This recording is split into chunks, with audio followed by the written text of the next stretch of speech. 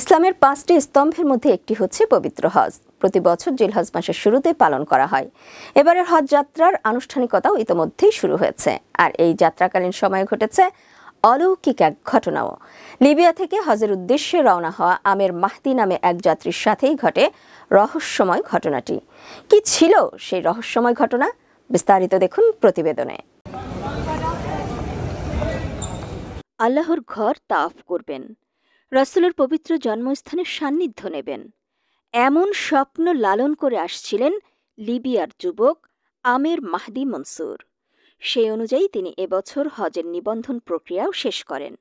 Visa থেকে শুরু করে বিমানের টিকিট সব কিছুই কমপ্লিট।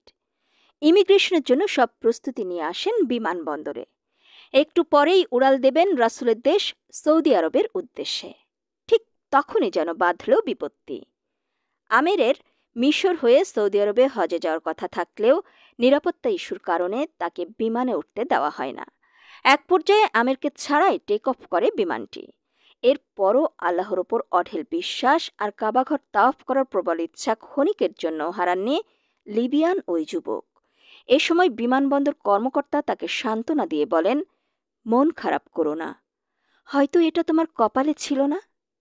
কিন্তু আমেরের ছিল অটল বিশ্বাস।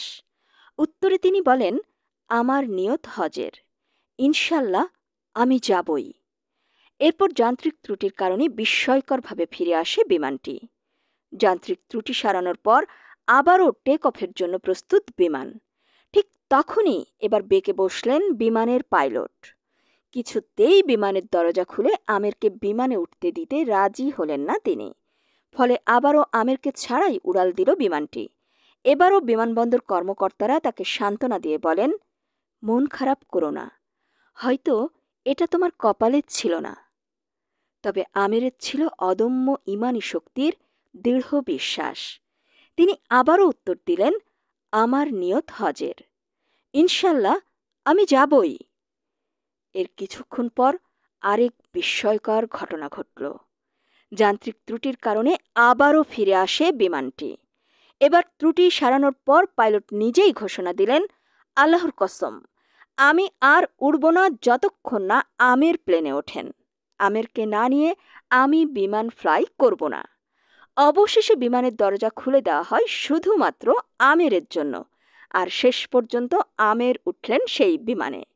টেক অফ করল বিমানটি। কি বিস্ময়কর ঈমানী শক্তি আর মনোবল এই লিবিয়ান যুবক আমেরের! দুইবার বিমানটিকে ফিরে আসতে হয়েছে। আর আমেরকে নিয়ে ফ্লাই করার পর বিমানে আর কোনো ধরনের কোনো প্রকার ত্রুটিও দেখা দেয়নি। সৌদি এয়ারপোর্টে পৌঁছার পর লিবিয়ান যুবক আমের একটি ভিডিওতে বলেন, আল কাহার, এটি মহান আল্লাহর সুন্দর নামসমূহের একটি। এর অর্থ তিনি কারণগুলোকেও পরাস্ত করেন, আপনার জন্য সব নিয়ম ভেঙে দিতে পারেন। তাই কোনো বিষয়ে বেশি চিন্তা করো না, যতক্ষণ তোমার বিশ্বাস থাকে যে আল্লাহ সব কিছুর ওপর ক্ষমতাবান। বিশ্বাস রাখো তিনি পরিস্থিতি উল্টে দেবেন, তোমার পথ সহজ করে দেবেন, এমনকি অসম্ভবকেও বাস্তবে রূপ দেবেন, যদি তোমার নিয়ত হয় পবিত্র আর ঈমান হয় অটল। লিবিয়ার যুবক আমেরের এই বিস্ময়কর ঘটনা আর আল্লাহর প্রতি তার অঢেল বিশ্বাসের কারণে নেট দুনিয়ায় বেশ প্রশংসার জ্বরে ভাসছেন তিনি। অনেকেই বলছেন আল্লাহর প্রতি অদম্য বিশ্বাসের ফল এটি।